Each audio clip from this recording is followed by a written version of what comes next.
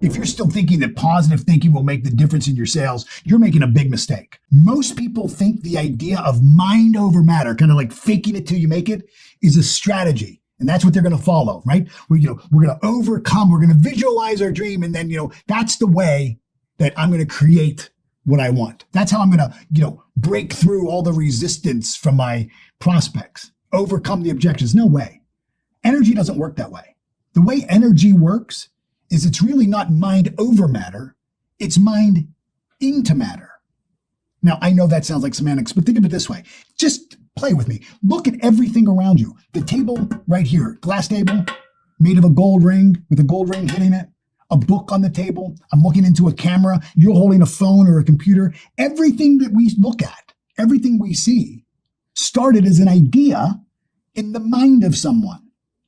So what happened was it was mind into matter, into physical form. And that's what you want. You have an idea, you have a dream, you have a goal. And what you're trying to do is take that goal, take your dream, take your idea, and move it into its physical equivalent. You're not trying to go mind over matter. What you want to learn how to do is, how do I take the energy of my idea and how do I turn it into the energy of cash, into commission checks? See, it's learning how to turn your thoughts and your dreams and ideas into something tangible. And when you learn what I'm about to teach you, you will never again be at the mercy of your own emotions or default to hoping and wishing for luck. You have absolute control over the most important thing in the sales process, and that is your energy, and the energy that you naturally and subconsciously broadcast out to the universe, to the world, to the people in front of you every single time you interact with people. This isn't just theory. I've used this exact principle to generate over $1 billion in sales. And I first kind of discovered this secret through the pages of this book. When I was making $20,000 a year, struggling as a janitor, I walked into a guy's office. The guy was worth probably $300 million. His father was the chief tax accountant for Exxon Corporation. This is 1991. Exxon was the largest company in the world. His brother ran the trading desk for the Lehman Brothers. He was about 50 years old and retired Wall Street municipal bond trader. He was worth hundreds of millions of dollars. And I walked in as a struggling janitor, giving him a pitch to clean his office. And he said, yeah, you can clean the office, but I'm going to mentor you. And he took me through the pages of this book, Think and Grow Rich, written by Napoleon Hill. And he said, look, if you do what I show you how to do that's in this book, the way I show you how to do it within this book, it won't be the book's fault or my fault if you're not making $1 million in a year. And you know what? Within the first 12 months of just applying the principles, my sales income jumped. My personal income jumped to over $250,000. The company grew to over $1 million in billable hours. I was making $250,000. And within a few years, just a few years, I personally was making $1 million and never looked back because I had mastered the principles of the book of how to take an idea, how to think and turn it into its physical equivalent. Not because I had mastered some new closing techniques. There's nothing in here about sales. There's nothing in here about marketing. There's nothing in here about the cleaning business. It's the #1 selling business book of all time, published in 1937, and it's still #1. It's in almost every business book list that anybody writes. Think and Grow Rich is going to be in the top 5. See, what shifted wasn't that I learned new sales techniques or strategies, but because I fundamentally changed my own energy signature. See, the thoughts you hold when you have an idea, any idea, good or bad, happy or sad, as soon as you have an idea, there's an energy to that idea. We know this. We know that we can put electrodes onto your head and we can measure your brain waves. And as you think happy thoughts, those waves change. And when you think sad or scary thought, those change in a different way. We know that we can take a picture of somebody and we can see the energy leave their body. That's called an aura. We perfected this photography back in the 1930s. And we know that when somebody changes what they're thinking about, the color and the density of the energy leaving their body changes. And people feel that. They feel that with their intuition. You know this. You've had this happen. You've met somebody at a cocktail party or a backyard barbecue or a Chamber of Commerce meeting and it's just like, I didn't get a good vibe from that person. I don't get a good vibe from this deal. I don't get a good vibe from this hotel. I don't get a good vibe. What does that mean? That means that you're consciously aware of the vibrational frequency of somebody else. You're feeling their energy, but not just another human being. Like I said, you could walk into a restaurant and say, I don't get a good vibe. You could go to a hotel, or great vibe. It's conscious awareness to someone or something's energy signature. And we all have an energy signature. And I'm going to show you how to transform your sales results by mastering the art of aligning your energy with what it is that you truly want. Because your goal or your dream has an energy signature too. See, you have a vision of what sales success is for you. But where you are right now, you also have current beliefs, and you've got habits, and you've got current thinking patterns about money, about your own self-worth, about the marketplace, about other people. You've got prejudices. You've got judgments. All of these things run below the surface. You're not consciously aware of them, but they're there. And all of those things create what I call competing commitments, competing energy. Think about the analogy of just a radio signal. Let's say you're driving down the road and, maybe you're tuned to 98.1, but your dream is on, 103.5. As long as you're tuned in to 98.1, you will never hear and never see and never have access to what's programmed at 103.5. You just can't tune to it. See, this isn't about positive thinking. This isn't about, fake it till you make it. It's not about working harder. It's about becoming consciously aware of who you become to naturally attract to you the people, the ideas, the conditions, the circumstances, and the opportunity that are in alignment with what you want. Now, this may sound bizarre, but you know this. You've used this before to get what you wanted. And you've had this work against you. See, a sales pro that wants to earn $250,000 a year, but if they're operating at $100,000 a year energy, like if they don't believe they could ever really get to 250,000, no, like when I met Patrick Hayes, I never believed that anybody could ever make $100,000 in the cleaning business. I was killing myself to make $20,000 a year, and I argued with him that you don't understand. Like nobody can make 100. You know how many toilets I have to clean? And he said, well, what about ABM? I didn't know what he meant, ABM. What's ABM? He says, well, it's American Building Maintenance. They do billions of dollars a year. They've got over 10,000 employees who make $100,000 a year. What? I had no idea that kind of money was even possible. I had such a small, limited belief. So here I was operating at $20,000 a year energy, $20,000 a year belief system, $20,000 a year focus on what I didn't want, and claiming that I wanted to make $100,000. I was never going to get to the $100,000, let alone the $1 million, as long as I was willing to hold on to the old forces. I had to let go of limiting beliefs. I had to let go of judgments. See, I used to demonize the rich. I used to blame rich people for all of my problems. I was poor because the rich people took more than their fair share. See, the secret is this. Don't fight to get what you want. Don't fight to get what you want. Shift your energy, shift your thinking, shift your focus to match what your future goal is. See, I would focus on all the wrong things. I would focus on why, I couldn't grow the business. Why, for me as a small independent guy, I couldn't compete. Why, companies that had more money or, people who were richer, who had all the connections and all the country club connections that I didn't have, they were the ones who could get the contract. And I was focused on all the wrong things. See, when I first started to read Think and Grow Rich, again, I'm a struggling janitor. I was looking for the secret to success. I was looking for techniques and strategies. And it took me probably a dozen times to read the book before I finally understood the secret that he was talking about. See, in the preface of the book, he says that there's a secret in the book. And once you find out the secret, you can have anything you want. Anything you want. But most importantly, you can have anything you want without violating the rights of other people. And he said the secrets in every chapter of the book. I mean, look at the book. I mean, I tackled this book. I dug deep into it. Look, I mean, every page. I've studied it. This book has been my constant companion since Patrick handed it to me in 1991. I've taught this book all over the world to hundreds of thousands of people. I teach it every year for free, and normally 6,000 people sign up for the class. And see, when I finally understood the secret wasn't about what I needed to do, but who I needed to become. The secret was in me really understanding that the thoughts I was holding was creating the conditions and circumstances that were in harmony with the thoughts that I was holding. Well, I was focusing on what I didn't want, and what I didn't want kept showing up.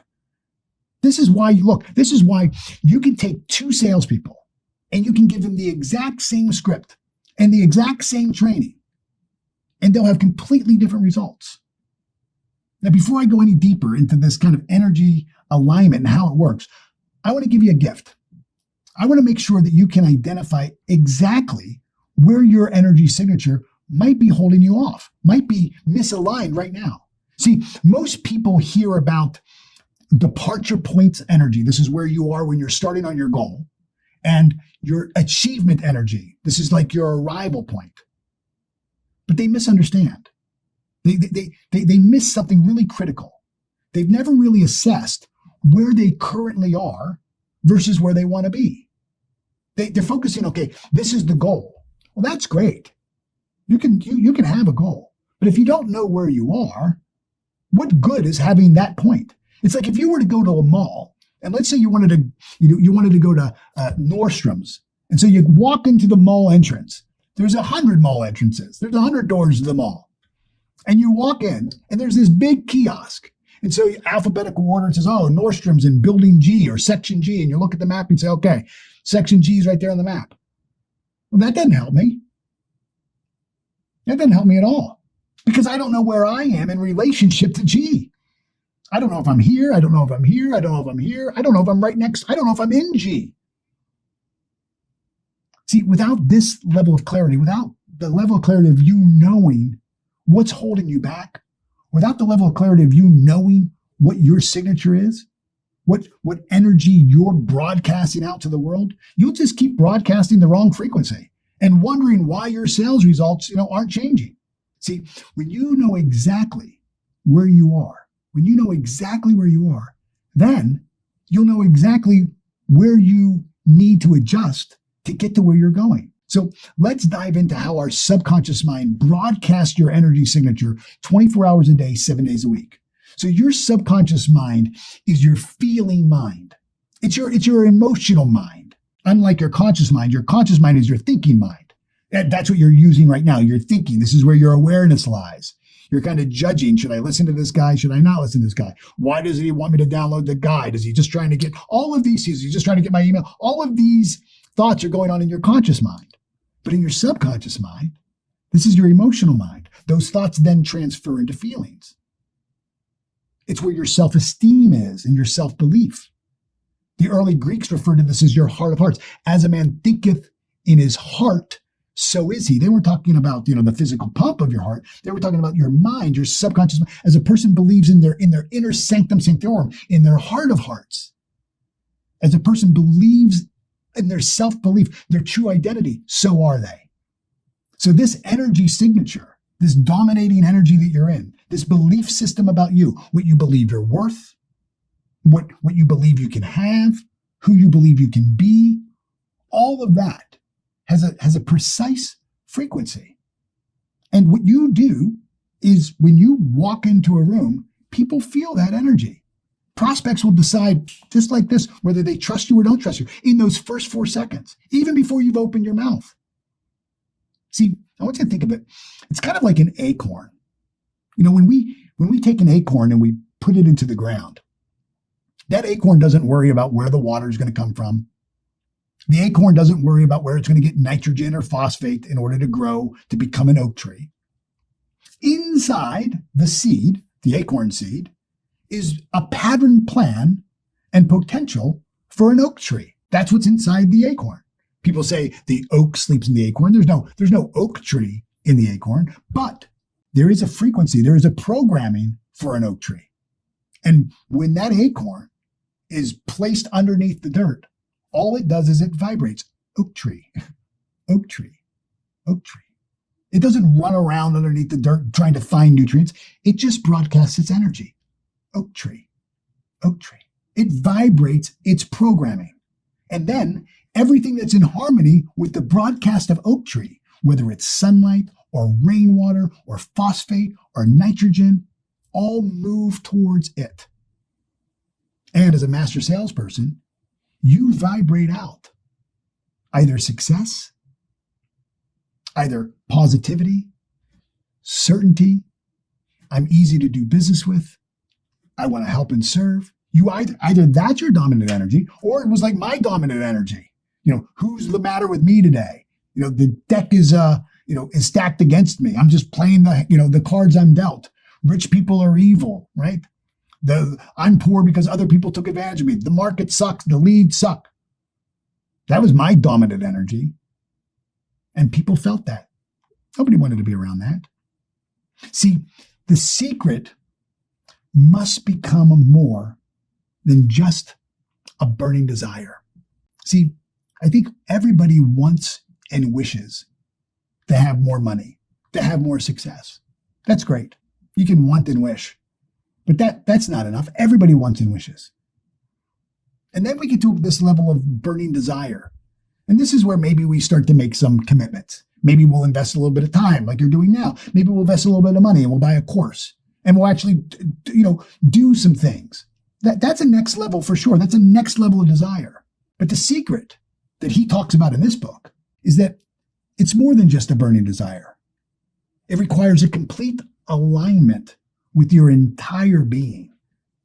It's not just what you kind of say you're going to commit to and going through the motions, but it's actually entering into the spirit of it.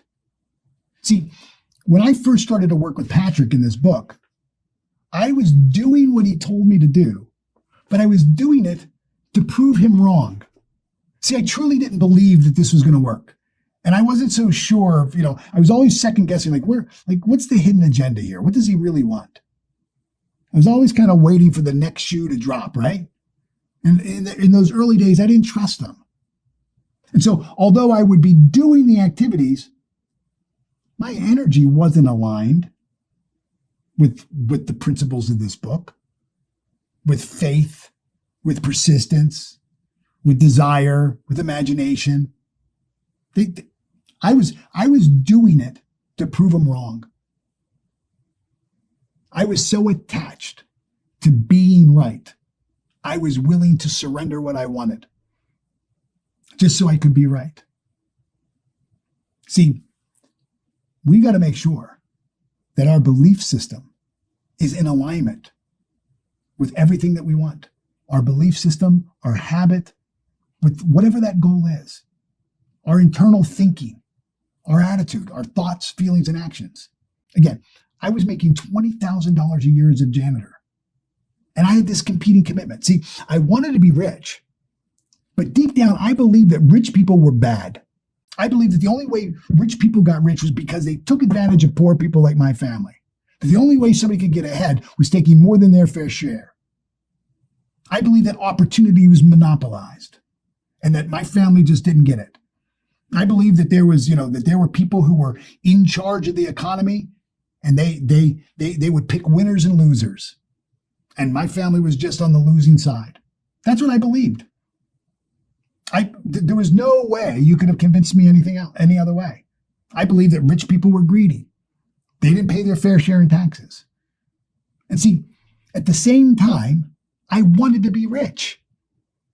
Do you see the competing commitments there? At the same time, I'm trying to have access to wealthy people who own buildings so that I can, sell them or convince them to let me and my company clean their building. But I had this deep-seated resentment against them. So this energy signature internally, I'd lie to their face.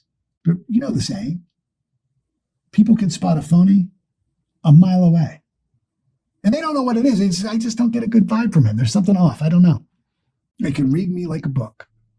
So the energy signature was really blocking my success until I could resolve it.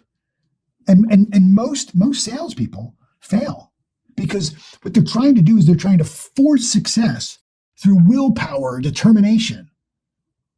Determination and willpower will fail you at the first sign of struggle. See, when you're operating from those energies, anytime things get tough, you'll quit or you'll marginalize and settle for less. Oh, well, that's too hard. I'm never going to be able to do that. So instead of, going for 100,000, I'll settle for 60,000. But see, when you do what he tells you to do in this book, when you increase the amplitude of your vibration from just wanting and wishing, or a desire where you're making, some commitments and following through, when you shift to operating from a level of desire that's an all-consuming obsession, like you have to have it. It's the first thing you think of in the morning, the last thing you think of at night. I would be cleaning buildings all night long, and I would be reprogramming my mind. I would be doing affirmations. I'd be listening to this book. I would read this book in my own voice, and I would listen to it over and over and over again. I would listen to myself cold calling about a little small, one of those little micro audio cassette players. I would put it in my front pocket as I would cold call. Then at night, when I was cleaning offices at night, mopping floors at night, I'd listen to myself and say, geez, I got to get that better. See, when you get to a level where your dream and your desire for your dream is like this all-consuming obsession, you go from wanting to wishing to falling in love with this idea. All of a sudden, your behavior shifts. Your thinking shifts. Your focus shifts. It becomes automatic. It's like a professional basketball player who no longer has to think about dribbling the ball. They're already down court. They already know. They know what the offense and the defense is going to do even before they know what they're going to do. See, one of the things he talks about in this book is that there is no luck or chance to success. That it's laws, that there are laws that govern success, not principles. Like there's people who will talk about, laws of leadership or laws of this, but those aren't real laws. Those are principles. What we're talking about though is real law. Like gravity is a law. It's whether you're in Timisoara, Romania, or Nagasaki, Japan, or Toledo, Ohio, gravity works the same. And we see universal law every day. We see, as an example, one is the law of rhythm. We see that in the high tide, low tide, sunrise, sunset. You can Google search right now for, when the sun will rise on Jupiter Island, in Jupiter Island, Florida. When will the sun rise on July 3rd, 2046? And boom, within a fraction of a second, Google will tell you exactly when the sun's going to rise, when the tide's going to be wide, because that's governed by law. And once we understand the laws, that's it. The laws don't change. That's called the law of rhythm. The law of gender. The law of gender is the law that governs the incubation and gestation period.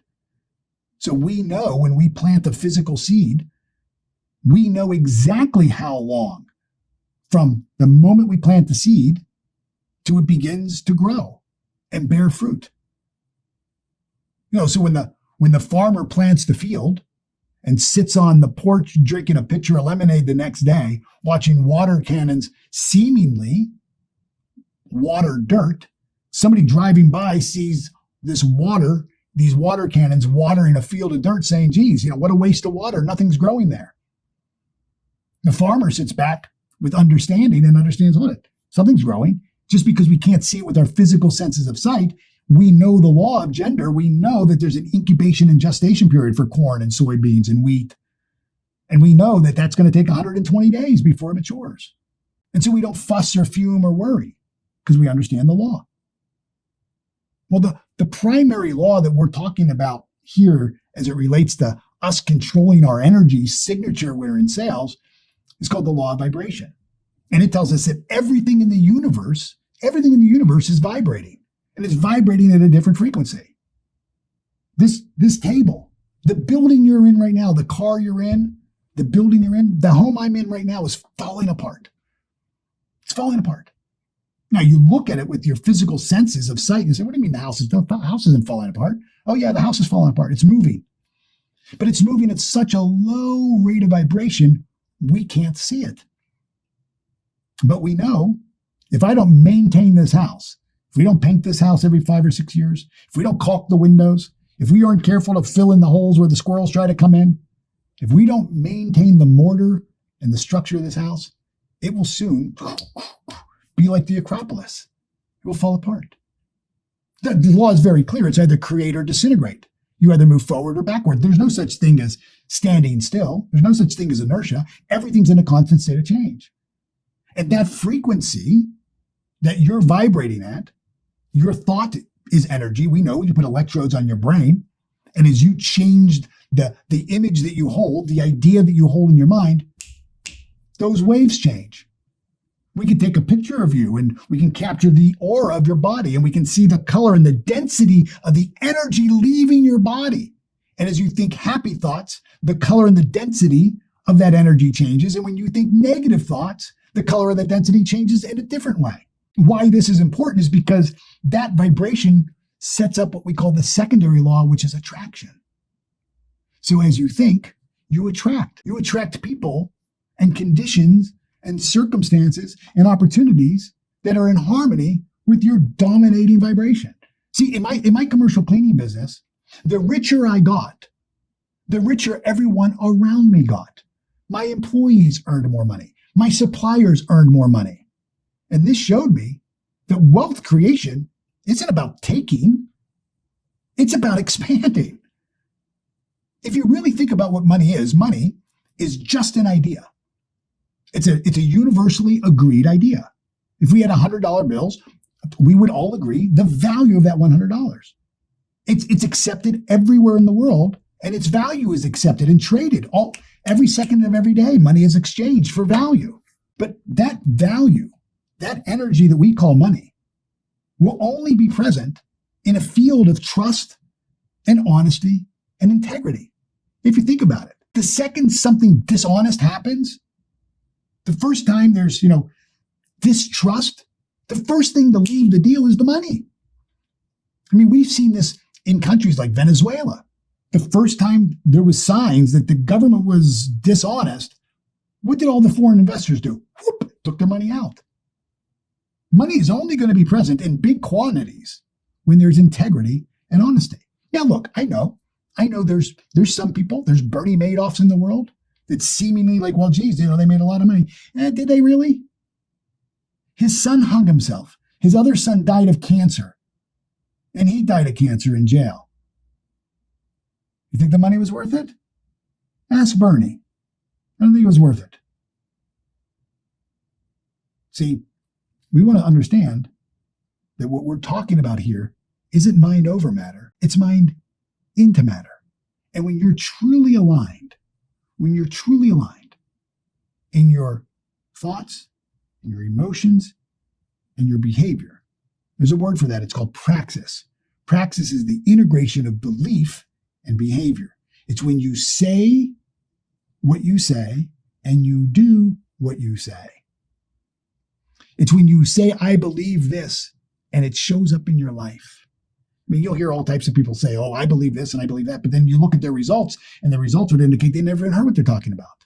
He says in this book, right in the preface of the book, he says, when riches begin to come to you, they come so fast and so furious, you'll wonder where they were hiding all of those lean years. See, the secret to the book serves everybody equally. And that's the beautiful thing. I came to this book as a high school dropout. I came to this book as a janitor. And I wasn't even doing that well.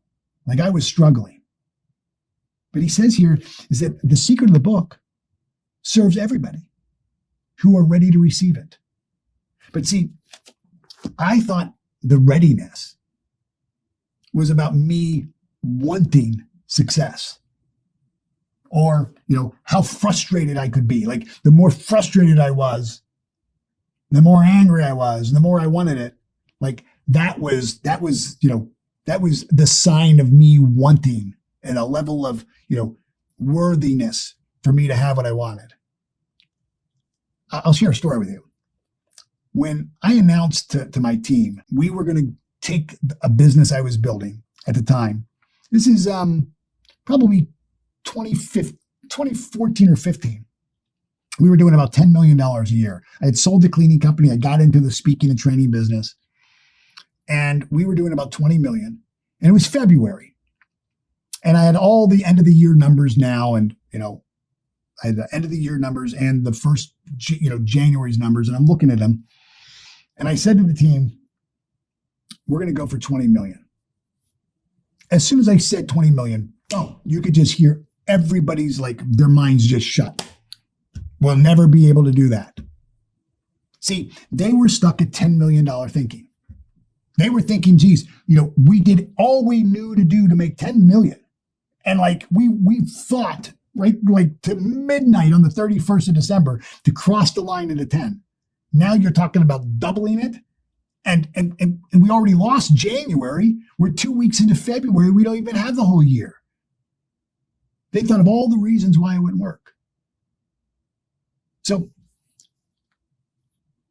instead of focusing on what won't work, I asked them this question. Who do we need to become? Do companies make $20 million a year? Yeah, companies make 20 million. Okay. Who do we need to become as a team? Who do you need to become as a producer? Who do I need to become as a leader? What does our marketing have to do? What does our sales have to do? What does operation? Who do we need to be? And are we willing to take some risks?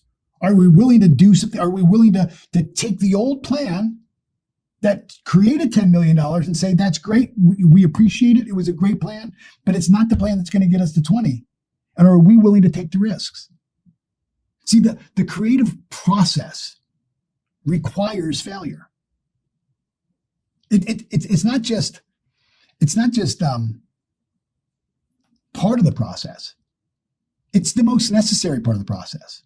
And for us as salespeople, we try to avoid failure.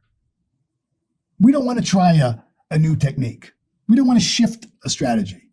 We don't want to invest time or money into our growth.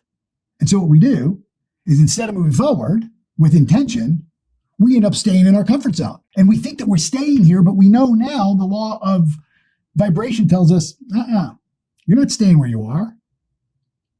There's no such thing as inertia. Your comfort zone isn't standing still. It's taking you backwards. And so we have to begin to build. And that team, I needed to build certainty in them. Just like when you're in front of a prospect, you need to build certainty in your prospect. Your prospect has to have certainty in you. They have to have certainty that you can solve their problem. Not only that you can, but you want to.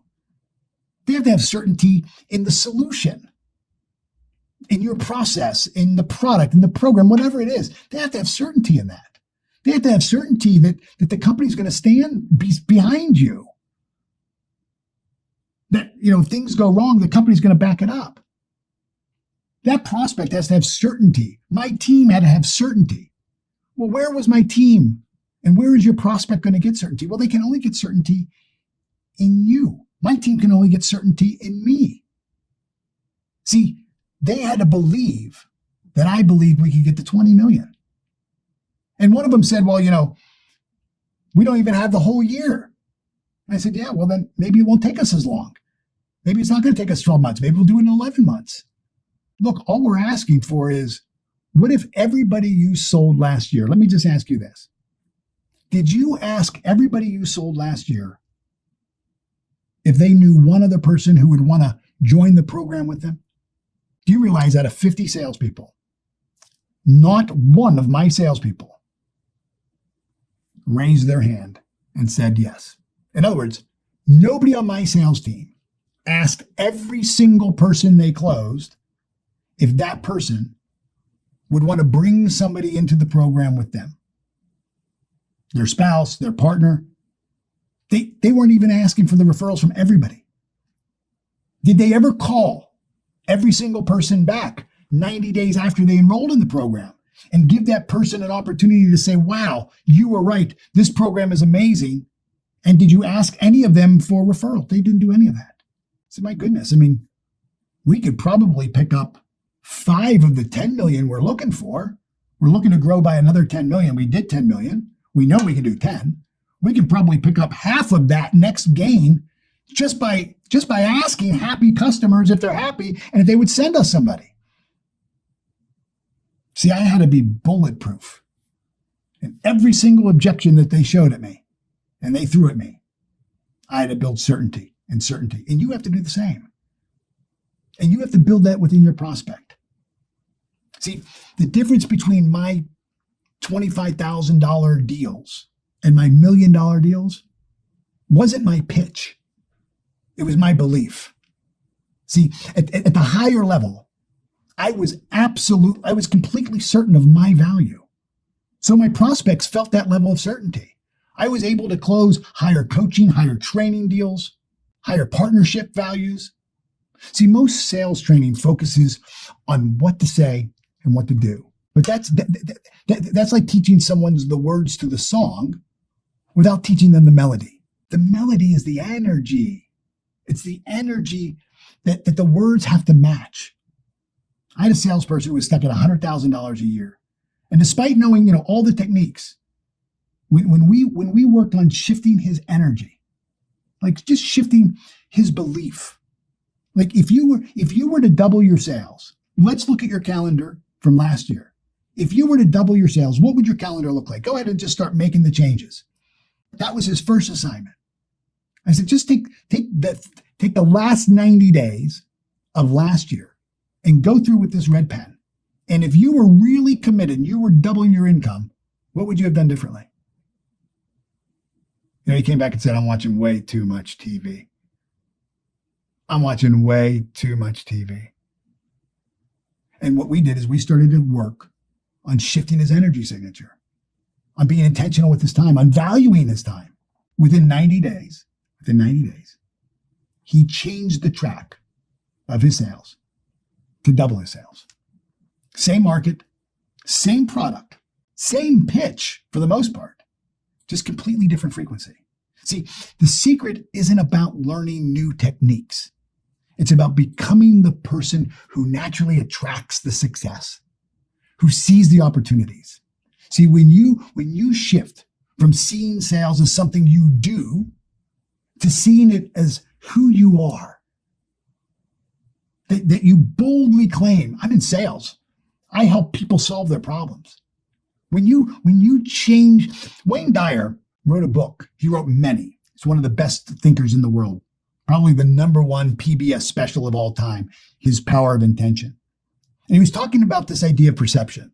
And he says that when we as human beings change the way we look at something, the thing we look at changes. When you change the way you look at things, the things you look at change. And when you change the way you look at you, when you change the way you look at your potential, when you change the way you look at your professionalism, everything inside of you begins to change. You stop trying to convince people. You go from convincer mode to attracting mode. You start attracting those people who are already aligned with your offering. This is what Hill says right in the preface of the book. He says that the secret in this book, he says it serves equally all who are ready for it. Because it's not about what you know. It's about who you become. So let me challenge you. Let me challenge you right now. Click on that link in the description and get your guide and examine your current energy signature. And I want to invite you to really identify, like I did, the competing commitments that you have. Really look at them. Like, again, I had competing commitments. I wanted to be rich, but I believed that rich people were bad. That's a competing commitment. And the last thing is I want to encourage you to focus on who do you really need to become? Who do you need to become? Rather than forget about what you need to do. But I want you to think about, what is your goal? What would you really want? Let's say it's to make $100,000 for your first time. Maybe it's the first time maybe you've never made $250,000. Maybe you've been bumping around 180 or 160 in income. Maybe you've been bumping around 230, but you never broke $250,000. I want you to really take inventory. Take my guide, and I want you to ask yourself, who do I need? Like, if I was making 250, what would be different about me? Again, if you haven't downloaded your free energy assessment yet, make sure to grab it. Just get it from the description right there. Yes, I'm going to get your email. And yes, when you give me your email and you get the guide, I'm absolutely going to email you offers. Absolutely. But I'm also going to resource you. And you're going to find that this assessment is going to show you exactly where your energy is at and what's blocking your sales and your breakthrough right now. And it takes just a couple of minutes. What I want you to focus on next, while you're working on kind of realigning your energy to match your success, is I want you to start fine-tuning your sales strategy. And one of the best ways to do this is to discover how to match your communication style with your prospect's personality. This is one of the most critical skill sets that you have to master. And most sales training completely ignore it. So your mindset and your energy, they go hand in hand, as does your sales strategy and your communication. So to succeed, you really need both. You need to have the right mindset and the right belief system, and you have to have the right tools and strategies. Because you can have the right tools and strategies and not do what you know because you have beliefs that hold you back. That's the knowing doing gap. You look at anybody who's a little bit overweight, and they know how to lose weight. They know what they need to do. It's not a lack of knowledge, but somehow they lack the awareness to do what they know. There's something that sabotages them. So they start a diet, then they quit. They lose 5, they gain 10. Then they lose 15, and they gain 24. And it's yo-yo up and down for years. See, when it comes to practical skills and strategies to master, learning how to communicate in a way that connects instantly with your prospect, learning specific personality styles to match with tonalities is critical. I guarantee you, if you haven't mastered this, 75% of the no's that you're getting, 75% of the people who are thinking about it, 75% of the people who've gone Casper, 75% of those did so because there was a misalignment in your communication and your strategy. So your sales conversations really matter. So go ahead, watch my next video. It's called How to Sell Anything to Anyone. And I'm going to show you a very specific strategy for selling to different personality styles. And I'm going to show you how to do that in the first 5 seconds. You'll be able to watch, listen, and identify somebody's personality, even before you've asked your first question. So the link is in the description below. And when you combine the right energy signature with the right communication approach, I promise you, I'm certain of it, your closing ratio will absolutely skyrocket. I'll see you in this next video. Click on the link right now. It's in the description. Get to there. I'll see you on that video now.